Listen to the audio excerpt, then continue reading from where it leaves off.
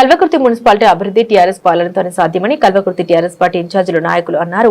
Municipality పరిధిలోని 13వ వార్డులో BRS party బలపరిచిన అభ్యర్థి జవాజీ రామస్వామి యాదవ్ కు మద్దతుగా కల్వకుర్తి ఇన్ఛార్జీలు టీఆర్ఎస్ నాయకులతో కలిసి ఇంటింటి ప్రచారం నిర్వహించారు. కాంగ్రెస్ మరియు బీజేపీ పార్టీలకు ఓటు వేస్తే కల్వకుర్తి మున్సిపాలిటీ అభివృద్ధికి ఆటంకం కలుగుతుందని, మున్సిపాలిటీ అన్ని విధాలుగా అభివృద్ధి చెందాలంటే బీఆర్ఎస్ పాలనతోనే సాధ్యమని ప్రజలకు వివరించారు. ప్రజాపాలన పేరుతో కాంగ్రెస్ ప్రభుత్వం ఇచ్చిన హామీలు నెరవేర్చక ప్రజలను మోసం చేసిందని విమర్శించారు. కల్వకుర్తి మున్సిపాలిటీలో బీఆర్ఎస్ హయాంలో చేపట్టిన పట్టణ ప్రగతి కార్యక్రమాల ద్వారానే అభివృద్ధి పనులు జరిగాయని, గత 2 సంవత్సరాల కాంగ్రెస్ పాలనలో ఎలాంటి అభివృద్ధి జరగలేదని ఓటర్లకు తెలిపారు. కల్వకుర్తి మున్సిపాలిటీ ప్రజలకు అవసరమైన మౌలిక వస్తువుల కల్పన బీఆర్ఎస్ పాలనతోనే సాధ్యమని పేర్కొంటూ, మున్సిపాలిటీ సర్వతోముఖ అభివృద్ధి చెందాలంటే బీఆర్ఎస్ పార్టీ బలపరిచిన అభ్యర్థులకు ఓటు వేసి గెలిపించాలని కోరారు. ఈ ప్రచార కార్యక్రమంలో టీఆర్ఎస్ ఇన్ఛార్జీలు జూపల్లి భాస్కర్, రమేష్, శివ తదితరులు పాల్గొన్నారు.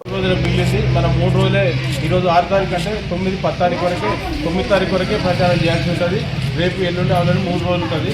మీరందరూ కూడా మరి ఈ వార్డుకు సంబంధించింది కాబట్టి మరి రామస్వామి వ్యక్తిత్వం ఎట్లాంటి వాడు, రామస్వామి కుటుంబం ఎట్లాంటి వాడు, మరి దాదాపు 20-30 ఏళ్ళు మీ ప్రాంతంలో ఉన్నవాడు, మీ తమ్ముడు అన్నదాకా మీకు అందరికి కూడా రుణపడి ఉంటాడు. ఈ వార్డు అభివృద్ధి కూడా మన టీఆర్ఎస్ గవర్నమెంట్ ఉన్నప్పుడు ఈ రోడ్లు కానీ, ఇక్కడ గతంలో ఉన్న కౌన్సిలర్ కూడా మరి ఎన్నో రోడ్లు కానీ అభివృద్ధి కార్యక్రమాలు కూడా చేపట్టడం జరిగింది. మరి గత ప్రభుత్వంలో మన తెలంగాణ ప్రభుత్వంలో బీఆర్ఎస్ ప్రభుత్వంలో కేసీఆర్ గారు ఏ విధంగా అభివృద్ధి కార్యక్రమాలు చేసిండు, మరి కళ్యాణ లక్ష్మి కానీ, పింఛన్లు కానీ, మరి ఇవన్నీ కూడా ప్రభుత్వం చేయలేకపోయింది. మరి కేసీఆర్ 2000 ఇచ్చారు, కళ్యాణ లక్ష్మి 1,00,000 రూపాయలు ఇచ్చారు, మరి వాడు తులం బంగారు ఇస్తామన్నాడు, 4,000 చేస్తామన్నాడు, రుణమాఫీ చేస్తామన్నాడు, రైతు బంధు చేస్తాం, రైతు బీమా ఇస్తా అన్నాడు. ఏది కూడా ఇవ్వకుండా రైతులకు కూడా మరి పుట్టగొట్టిండు. మరి రైతు కూలీలకు కూడా 12,000 రూపాయలు ఇస్తా అని గ్రామాల్లో చెప్పిండు. మరి ఏది కూడా ఇవ్వలేదు కాబట్టి మరి మన ప్రాంత ముఖ్యమంత్రి ఇక్కడనే ఉన్నాడు కాబట్టి మనం కూడా ఆ ముఖ్యమంత్రి కానీ కాంగ్రెస్ పార్టీకి కూడా కానీ మనం బుద్ధి చెప్పాలంటే ఏం చేయాలి? చెప్పాలంటే కాంగ్రెస్ ఓడగొట్టాలంటే ఇక్కడ ఉన్న అభ్యర్థిని ఓడగొట్టాలి, ఆనంద్ కుమార్ని ఓడగొట్టాలంటే కూడా కారు గుర్తుకు వేసి రామస్వామిని గెలిపియాలి. ఇంకోటి, మీ ప్రాంతంలో ఉన్న ఇల్లు ఇక్కడనే ఉంటది, ఎక్కడ కూత పెడితే కూడా రామస్వామి వినపడుతుంది, ఏమన్నా ఆపదంటే వస్తాడు. అదే ఇక్కడ ఉన్న అభ్యర్థి కాంగ్రెస్ అభ్యర్థి ఆనంద్ కుమార్ అక్కడ 7వ వార్డు ఆయన భార్య నిలబడ్డది, ఇక్కడ ఈయన నిలబడ్డాడు. ఆయన ఒకటే ఇంట్లో 2 భార్యాభర్తలు నిలబడ్డారు. అంటే ఇప్పుడు రాజ్యాంగం ఇచ్చింది ప్రతి ఒక్కరికి కూడా నిలబడాలని ఇచ్చాడు, కానీ అక్కడ వేరే అవకాశం ఇవ్వచ్చు కదా. మరి ఇక్కడున్న ఆయన అక్కడ పని ఏం చేస్తాడు?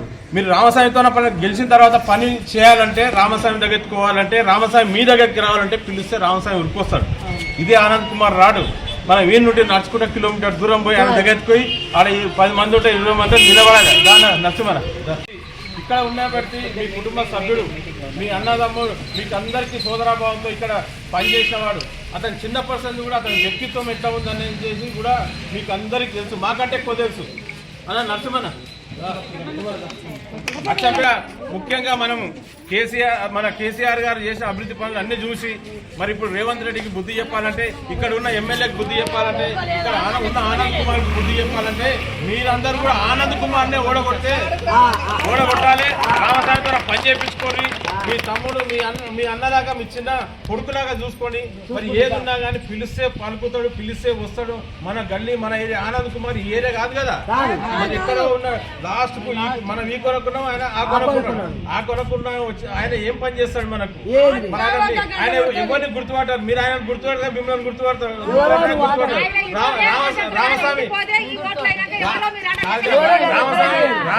కాదమ్మా, రామస్వామి మొత్తం ఈ ఏరియాలో ఎవరు అనేది రామస్వామికి మీరు ఆయనకు తెలుసు, ఆయన మీకు తెలుసు. మేము ఏ ఇంటికి పోయినా రామస్వామి ఏ ఇంటికైనా మనం అందరం పోతున్నాం కదా, ఆయనను ఆదరిస్తున్నారు. ఖచ్చితంగా ఓటేస్తామని అక్కడ మెజార్టీతోనే ఖచ్చితంగా రామస్వామి గెలిపించాలి.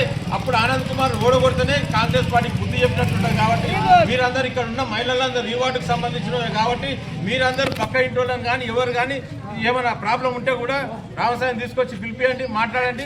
మేము కూడా రమ్మంటే వస్తాము. ఏదైనా అవతల ప్రభోల పెడతారు, డబ్బులు పెడతారు, మందు పెంచుతారు, అడగోలే ఏదైనా చేస్తారు. ఏది చేసినా కానీ మీరు తీసుకోండి.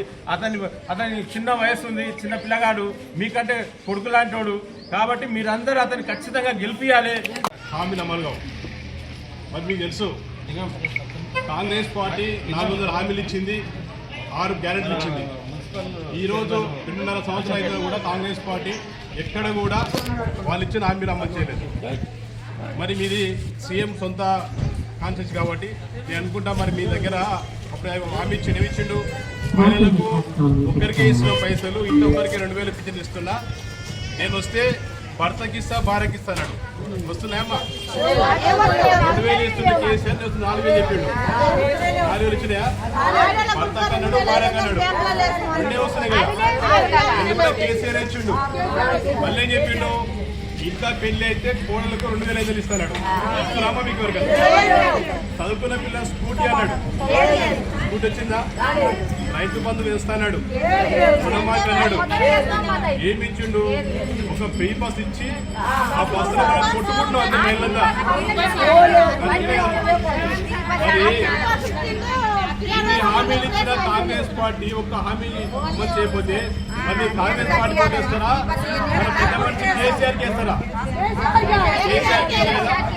మళ్ళొకసారి చెప్తున్నా, ఈ కల్వకుర్తి అనేది గతంలో కేసీఆర్ 10 ఏళ్ళ మాత్రం అభివృద్ధి చెందింది. మరి గత 5 ఏళ్లలో సత్యమన్న మున్సిపల్ చేరినప్పుడు ఈ గల్లీలో ప్రతి గల్లీకి చూసుడు వేసిండు. ఆయన చేసిన అభివృద్ధి ఉంది. మళ్ళీ కూడా ఈ కల్వకుర్తి ఇంకా అభివృద్ధి చెందాలంటే మళ్ళీ కూడా సత్యమన్న బాగా గెలిచి చైర్మన్ అయితేనే కల్వకుర్తి. మరి వేసి అందరు ఎమ్మెల్యే కొట్టి అలా కేసీఆర్ చేసిండు. ఈ ఎమ్మెల్యే ఓటేస్తే కేసీఆర్ గెలుస్తాడు. మరి ఎమ్మెల్యే ఓడిపోయినందుకు ఏమైంది? అక్కడ కేసీఆర్ ఇంట్లో పోయింది. దయచేసి మీకు విజ్ఞప్తి చేస్తున్నా, ఇక్కడ రామస్వామి ఏదైతే మీరంతా బలపరిచిందో మీరు నమ్ముకొని మీ అమ్మనాక్క నమ్ముకొని మీరు రామస్వామి పోటీ చేస్తున్నాడు. రామస్వామి మీ కారు గుర్తు పైన ఓటేసి భారీ మెజార్టీతో ఆయన గెలిపిస్తే మరి మీ గల్లీ కూడా ఆయన కొట్లాడి నిధులు తీసుకొస్తాడు.